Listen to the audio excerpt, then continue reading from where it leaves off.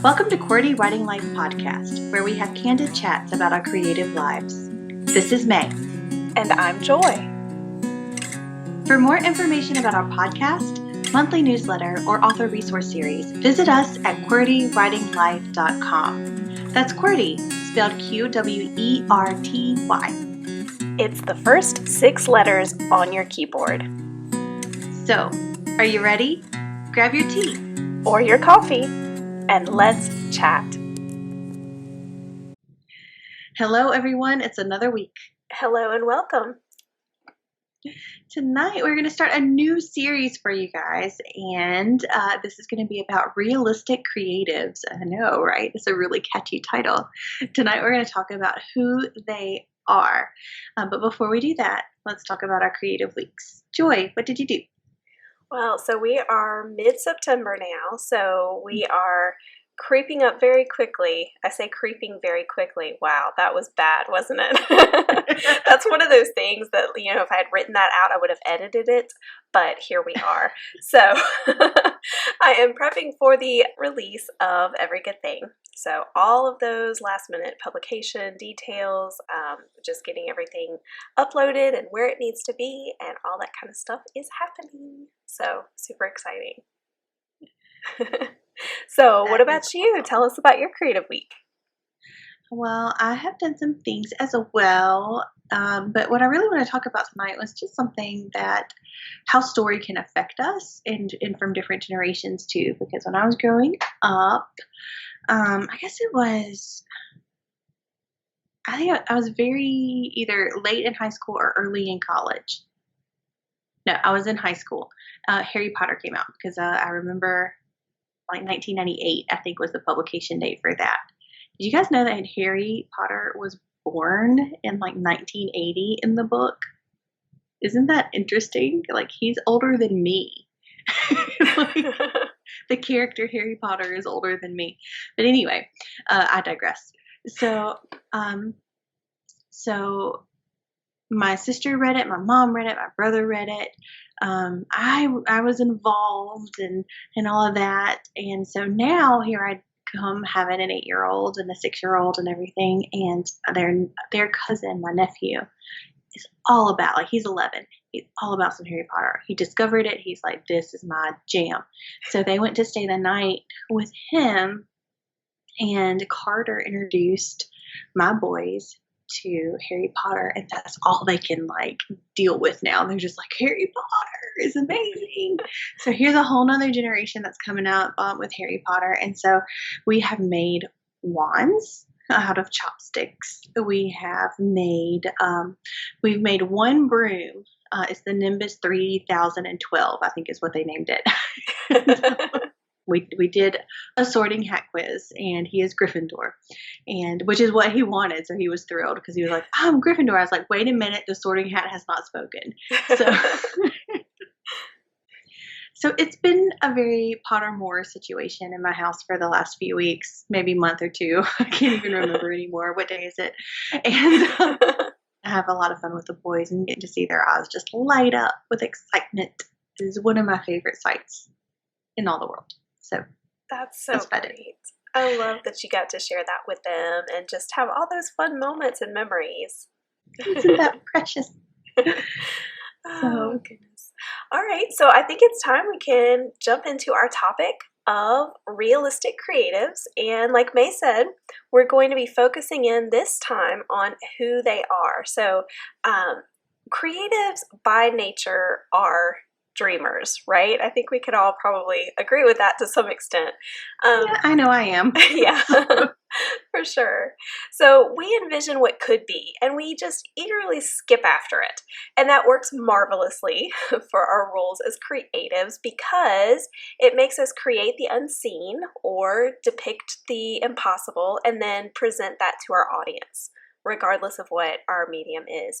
Being dreamers also allows us to envision where we'd like to be with our work. So that helps us picture ourselves on top of the New York Times bestseller list, for example, or our books on bookshelves across the world, or fill in the blank with whatever you picture yourself as. So, the part of a creative's life where being a dreamer can be a little bit of a hindrance is in the day to day practical business of things. So, that is where it is most vital for us to be realistic creatives. Yes, we still dream. Yes, we still see our name in lights, but we realistically take the steps every day to achieve those dreams. We remain grounded by reality, even as we continue reaching for our stars. Mhm. Yeah, and while we have spoken about some of these aspects in an episode from season 2, we called it creative entrepreneurship, and the subtitle was like "Little Steps Every Day." I think that was from a mug that you had too. I Yeah, don't. it was a Yeah, cup. Yeah. it was a cup. Does it? Do you still have it? No, it got broken. I was really, really upset. Oh no! Yeah, it just means we Oh have to find another one. no! Yes, I'm gonna store that away in my Joy's gift items section of my brain. But so we use that mug as a little bit of inspiration for the season 2 episode of creative entrepreneurship. But we decided this time to focus on well, actually, we're going to do 3 episodes. So this will be a series for realistic creatives and what they look like and what they don't look like.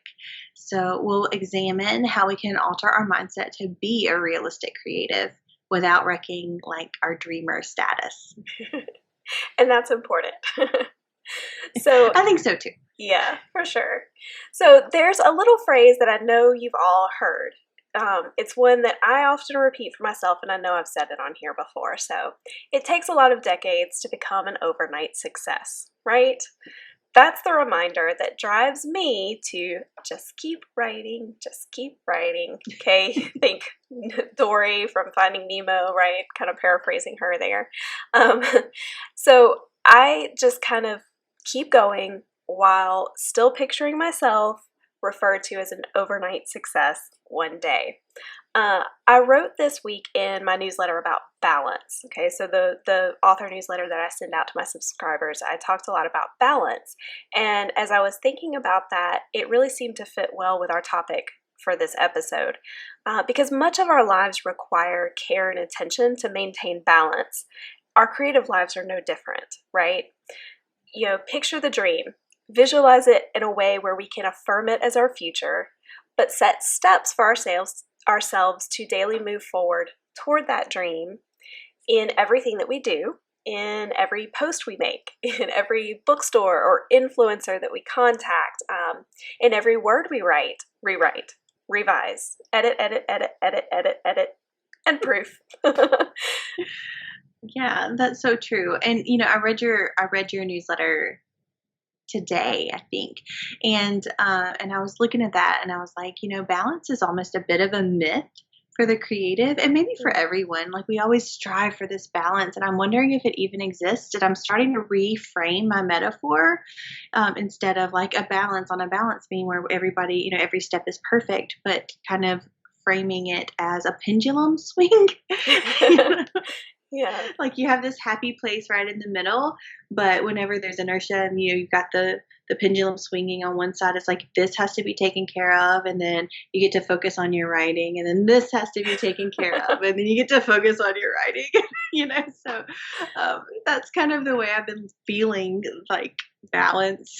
That balance metaphor might be changing in my own life. So that's kind of interesting that you brought up balance in your newsletter today. And it's something that I also have been thinking about.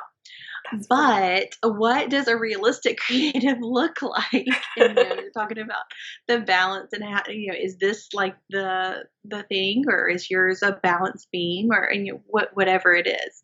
So what does that look like? Well, first, Joy and I wanted to say that a realistic creative looks like persistence, and particularly persistence in their craft right now. So all humans, lifelong learners, Joy and I have expressed that in past episodes. We love learning. We think that learning kind of keeps our brains pliable and keeps us young in ways too. And so we think that everybody should be a lifelong learner. And perhaps you decide at age 40 to learn how to invest wisely in the stock market, or at age 60, you decided to take a few college classes because you never got to do that when you were younger. Or maybe you just want to like learn how to boil an egg or something. But either way, anything that you have always wanted to do that you've not done before, when you learn something new, when you dive into something that is not something that you've done before, it's really important to keep our learning habits intact. So, and this is especially true for our jobs and our creative endeavors that we have. No author knows it all when it comes to the craft of writing. So it's always best to like read ferociously and study the mechanics of writing and analyze their writing and others' writings and always seek to improve. And that's how we get better in our craft and in our medium, whether it's writing or anything else. So dreams can't become reality if a person stands still instead of stretching themselves toward their goals. So we reach up and we stretch and we learn and we do. I love that. I love the way you said that. Yeah. And along that same thought, so keeping with the persistent thing, realistic creatives are persistent in pursuing their business goals as well. Business 101 stresses goals, right? Goals are a huge thing. You can't move forward if you don't know what you're moving toward. It's pretty simple. Setting growth steps for a business is vital for intention or purpose in that business, and also for having a scale by which to measure your progress. I think because we're talking to creatives here, I need to backtrack for a minute and remind you that you are indeed a business person. Okay, sometimes we don't necessarily like to consider ourselves with that title. There's parts of us that kind of don't want to acknowledge the business side. We're all about that creativity, which is good since we're creatives, but that's only one side of a whole coin.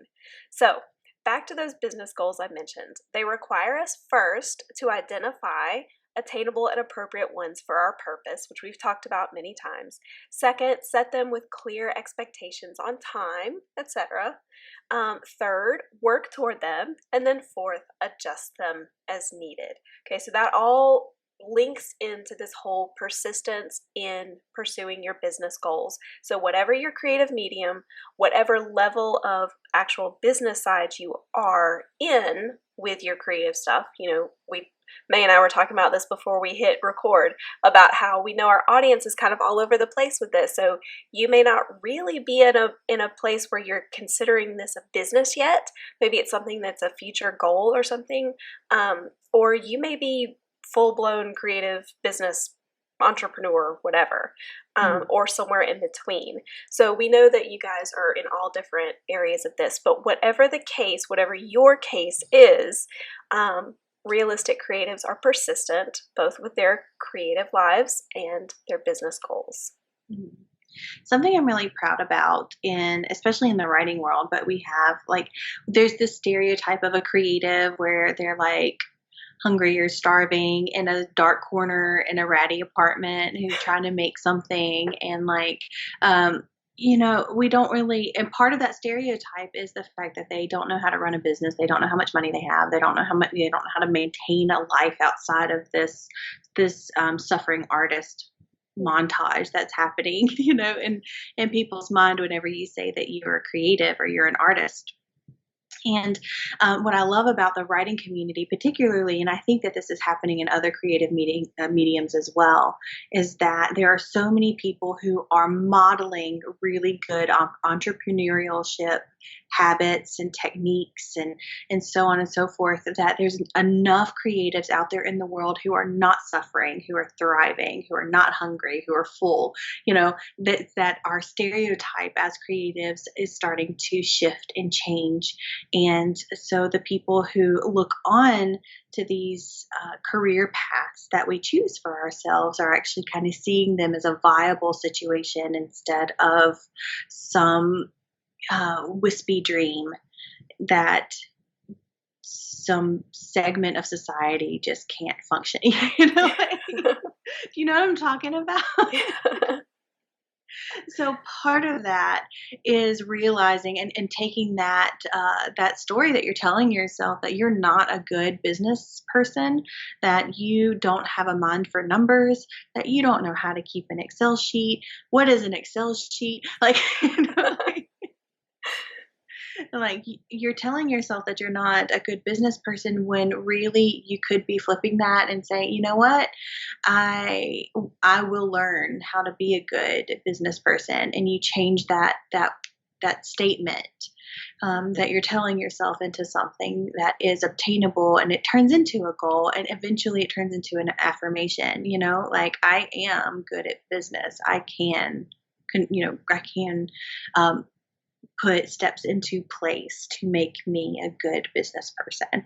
So I don't know. What do you think about that? Yeah, no, I definitely agree. I agree. So we've seen how persistence is vital to a realistic creative. And so we're going to look at another vital trait, and that is actually being realistic. It's in the title. So you had we to got know to that talk was about coming. it. Yeah, you're right. So, first, a realistic creative has to be realistic about the time that they can devote to their dream. And very few creatives get to focus all of their time and efforts into only solely the creative passion that you have. A lot of us have day jobs. A lot of us have night jobs. A lot of us have responsibility to loved ones and family members that take majority of our time, and that's okay. So the creative passions of our hearts must fit into the nooks and crannies of our life, and that is hard to grasp sometimes, especially when our petulant child inside of us is like, I want to color. So so the sooner a creative can admit that reality and embrace the limits of their time, the less frustrated that they will be with the amount of time that they have to achieve the creative thing. And also, the less bitter you're going to be about it as well, that you only get this amount of time. And that mindset can also start changing too, because it's like, I get to have this amount of time to do something that I'm passionate about. So, in the same vein about being realistic about the amount of time, in a lot of creative mediums and especially creative businesses too, you talk about like diversifying your income in those areas. And here I just kind of want to just throw it out there that if you have a day job and you're working on your craft, and if your day job is it's outside of your craft, that's not a shameful thing. That can be, if you look at it in a way, that's like a type of diversifying your income. You're getting money from another area, and you are combining that with the money that you're making from your craft, and so that is all a portion of supporting your life. And so if you are that person who has a passion in a creative area, and also has a day job or a night job or a part-time job, or or has you have to do something that's outside of your creative medium and your creative passion, it's making you money, and you're feeling a little bit negative toward that job, you can look at that job as a way that you have diversified your income to support your life and your craft. And I think that is good. Yeah, definitely. So that's one way to be realistic about our time and all of that. And then another way that a realistic creative should be realistic is about our production schedule. Okay, so this really flows very closely along with the whole time thing, but we just thought that it needed a little extra saying. So this is one of those things for writers, speaking directly about the medium that we are part of most of the time, of our time. For writers, it takes some experience to figure this kind of thing out. Okay, so if you are a new writer, if you're kind of starting out, please understand that it's going to take you a while to figure out what a production schedule is going to look like for you. And it most likely will change over your lifetime. Okay, so just throwing that out there. So I'm 4 years into the active production and publication of books, and I can confidently say that I am far more realistic now than I was in 2017 when it comes to how quickly I can publish books.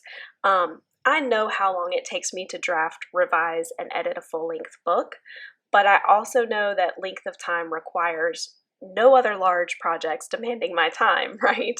Which is rarely a reality in my life. My production schedule this year for completing Carolina's Legacy Collection has actually gone, knock on wood, remarkably well, but it has been a tight one, okay? So I spent my entire summer focused on revisions and edits across both of the books, and that's not a realistic schedule for the fall, as I'm starting back to school, and this year in particular, I'm teaching my 2 kids. I've got a freshman and a 7th grader. You know, it's getting real, folks. So this is a whole new thing. We've got high school level courses, some of which are honors level. They require a lot more study and preparation from me than a lot of their classes when they were in the younger grades and all of that kind of stuff. So I'm entering this next season with an altered, realistic approach to my production schedule, and also to that amount of time that my dream gets to have. So, you know, like I said, these things, they get altered as time goes on, as different things happen in your life, as your life situation changes. So just know that this is something that does take a while to figure out from the get-go, and that it isn't always a constant. So, yeah, and I think that whenever we look at the word practice, we think about it where it's okay for us to practice in our craft, but it doesn't feel like it's okay to practice in our business. And I think that's what you've done. Like, you've kind of done a trial and error situation. You've evaluated what you've done, where you needed to improve, how your mindset needed to change, how your work timeline needed to change, things like that just happen. I really think that we think we have to be perfect in business, and maybe that's why it's so like we're a little fearful about it, and we're overwhelmed, and we're like, numbers, you know. So maybe if we just kind of embrace the idea that we are practicing at this, and we're going to get better, and we're going to strengthen our muscles and our mindset and all of that stuff to be the best business people that we can be. And yeah. But I will say that we have 2 words in our title. We've covered realistic, so now we're going to talk about creative. So a realistic creative must be creative in business as well as art. And it's easy to think that creative people cannot handle the business side, and we've kind of talked about that already. But I will say, like, we throw up our hands and we're like, I don't do business. I'm a creative. I just make things. just make all the things. I know. I'm very dramatic in my creative endeavors. I'm like, very Scarlett O'Hara over here. But if we really think it through, and if we open our minds to the business side and we embrace the practice of it, we think that we might just be some of the best business people that there could possibly be, because we're able to see things from different angles and take a unique approach to things. And you know, our creativity makes our business unique, and it makes our marketing unique, and it makes the things that we try to do just like this little extra oomph, because we're using our creativity and combining it with our business knowledge and sense. So everything from our branding to our marketing to the places that we look for opportunities to sell or to distribute our work, that all kind of has to be handled creatively. And our creative businesses rarely fit into like this neat and tiny line that the corporate world kind of lives in. Like they have their box and they like it there. And because we're small and because we have a unique niche thing, we've got to think of how we can market that in a niche way, but also stand out. So out of the gate, like we've got to be more creative in how to grow and market our businesses. Yes, definitely. And honestly, everything that we've talked about so far demands that realistic creatives must be patient. Ooh, Oh, yes, it's the P word. Okay, so I have to tell y'all, in Christian circles, we kind of joke about the dangers of praying for patience, because if you pray for patience, God just might send you a whole passel of trials to help you figure out how to be patient in your life. And I can say that I'm one of the least patient people on the planet. So I'm not 100% sure it's God who's sending those. It feels very different, is all I gotta say. Well, there you go. Yeah, it could be coming from the other direction. Oh, goodness. All right. So, like I said, I am one of the least patient people on the planet. So, when I share this tip, know that I'm actually speaking to myself here first and foremost. So, knowing that an overnight success has worked on producing their art and honing their craft for decades shows that patience is required. Okay. Being persistent and realistic and finding creative alternatives to running a business that doesn't really fit into most business school models all scream patience, right? When the road has been long and you've reached yet another sharp curve that you just can't see around, take a breath, look to your past and all that you've achieved so far and how far you've grown, and think about your work. Do you believe in it? Do you know it's good and worthy? If you've done all that you can to improve yourself and learn and grow as an artist, and you've sought guidance and advice from others who've been there for you or before you, then the answer is a resounding yes to these questions, right? So once you answer those questions, you can take that next bend with more confidence and remember that patience is a virtue. Well, I accidentally added another P with the practice. Did you notice that? I did not. Yeah, so stuck with the alliteration there. Oh, look at you. Yeah, it was an accident, but I know Joy likes alliteration, so I thought I'd point that out. I do. Good word about patience. But finally, something that really is a must to help all of these traits and to keep realistic creatives on track really is to approach both the creativity and the business with good organization and prioritization. So you spoke about how like you were convicted about patience. This is my area where I need a lot of work, and so I'm constantly trying to work on organization and prioritization. We QWERTYs, which is Joy and I, are we're all about like lists and organization, but we realize that might not be your cup of tea, and that's okay. However, when it comes to being a creative who seeks to embrace their passion and make them into something profitable, organization and prioritization have to take a really important spot in your life, even if it's part of your learning as you learn as an adult. So, organizing your files and your contacts in your industry or your business documentation will allow you to move forward with fewer challenges and will help you like know where you're going, how you're going to get there, and how long it's going to take. So prioritizing your daily tasks as well as your annual goals will allow you to move seamlessly between the broader forest picture down to the more immediate tree picture, so that you can stay on task every day in order to obtain those big dreams that we mentioned earlier. So I told you that this is a place where I'm feeling conviction because I always feel like I am so that I'm lacking, and I always feel that I'm lacking in prioritization and organization. And I realize that I do have a tendency to kind of beat myself up about these things too, even if I try really hard. And there are days of success as well, by the way. But I focus a lot on the negative, so that's a mindset thing that I have to work on.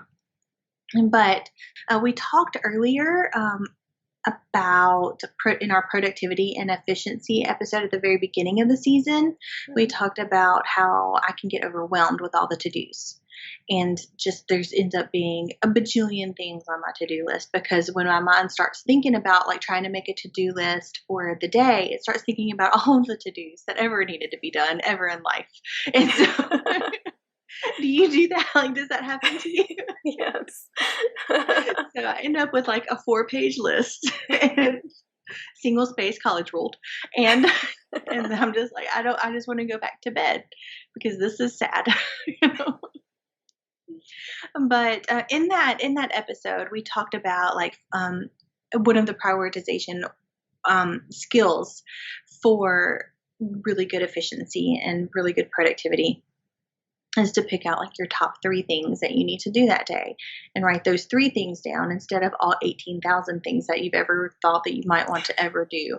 And so like you think this is the day, this is today, and these are the 3 things that I'd like to get done today. If I get these 3 things done, then that's excellent. If I get anything else done, then that's great too, but that's icing on the cake and we get to really feel good about ourselves then. But we also need to look at prioritization in that, not just in the top 3 things, because we have so many different areas in our lives. And so maybe it's the top 3 things in your day job, and then the top 3 things that you want to do with your family. And then maybe there's a couple of things that you want to do with your passion too. So, there's some other places that say that you should limit it to like 7 things in a day. Like you should have 7 or 8 things and let that be it. But just 2 or 3 things in each of the facets of your life. And so I think that if we that's really helped me, especially in my day job, because there's so much stuff that just gets thrown at me, and I feel like I just have to take care of all of these things like immediately. But then the priority things, the things that were on the to-do list before all of the emergency crowded on top and like dog piled on top of my to-do list, like. And so before all of those things happened, like when I get through with that emergency, I'm living in all of these adrenaline moments and this anxiety of not being able to know, did I do that right? Or I had to do all the research for this emergency and now it's taken care of. And now I'm just sitting here with like all of this adrenaline, like what was I doing before? What do I need to do? And so if I have those top 3 things on a Post-it note beside my computer, if I write those out during first thing in the morning when I get there, I can be like, oh yeah, here we go. I need to finish this. And it's all right there. So that's been really helpful for me. So if that's something that you need to do in order to help you with your productivity and your efficiency in the organization and prioritization realm of life, there's a tip for you. That's a great tip. I especially love that little Post-it just right there so that you can look when you do get distracted because it's going to happen. Mm-hmm. It's right there to remind you. That's a good tip. Yeah. So we hope that you guys have enjoyed this episode about realistic creatives, who they are, and tune in next time. So part 2 is going to be who they aren't. Okay, so hope you guys will enjoy that one too. Mm-hmm. Yeah, and in the meantime, you can drop us a line and let us know what you've learned about this topic, either on your own or through our words, how you'll maybe use some of those lessons, and that will maybe make you a better realistic creative. You can send us your questions on the topic too. So we'll do our best to answer those questions. If you want to email us at QWERTYWritingLife@gmail.com. And maybe we'll even be able to turn that into an episode or maybe address those on the air. If anything, we will definitely respond to your email and you get the answers from us. And because we want to help if we can. So I think it's time for a QWERTY challenge, Joy. What do you think? I agree. Let's do it. So this week, we want to challenge you to evaluate yourself. We love to do that. And this time we want you to determine if you are a realistic creative. Okay, so simply go through everything that we talked about today and ask yourself, are you persistent in your craft, persistent in pursuing your business goals, realistic about the time you can devote to your dream, realistic about your production schedule, creative in business as well as in art, patient, and organized and prioritized. All right. So now that you've kind of asked yourself those questions, where do you struggle with this list? Okay, because we all have a place that it's just kind of a struggle spot. We mentioned ours. Mine is patience. May's is the organization, prioritization thing. Okay, so where do you struggle most? Jot down some ways that you can improve in that area. If you're not sure how to improve, well, you could drop us a line and ask for some tips. We might be able to help you, or talk to the people that are around you who know you. Sometimes you get the best things from the people who know you best. Mm-hmm. And most likely you're going to ask somebody and they're not going to tell you the things that you're not good at because rude, right? So, but you can ask them what they think your best qualities are. And, we love talking about the best qualities of the people that we love. So that might be the way that you can at least find out where you're really doing things well. And if they don't touch some of these other places, then you're like, okay, process of elimination. Got some context clues going on there. Maybe, and you can evaluate then what you think your weaknesses and your strengths are. Yeah, for sure. And when you do figure out what those areas are that you do struggle in, perhaps someone who is really good at that thing, and you can go to them and be like, hey, you're really good at this, and I've noticed that, and I'd like to improve in this area. Do you have any tips for me? That's another thing that you could do, just to figure out ways to improve yourself wherever you feel you need it. Yes, I love that. I love being able to share things with other people and have them share it with me.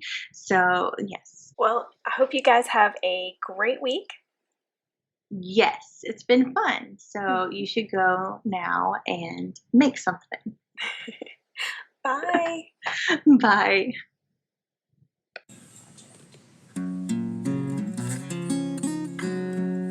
Thanks for tuning in. We hope this episode encouraged you.